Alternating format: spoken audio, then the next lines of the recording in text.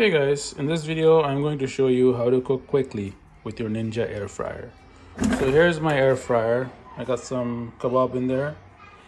Now I'm gonna cook some fries at the same time, but if I put the fries in there now, it'll take longer. So instead, I do this. I put the frozen fries at the back where the exhaust is. So the warm exhaust air is gonna warm up the fries while I cook my kebabs. All right, so let's start this. Because the kebab is frozen, let's lower the temperature for 3 minutes.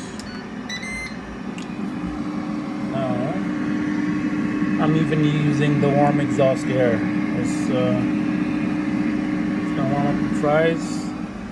And then in 3 minutes later, I'll take the fries and put the kebab into the air fryer. So there you go, guys.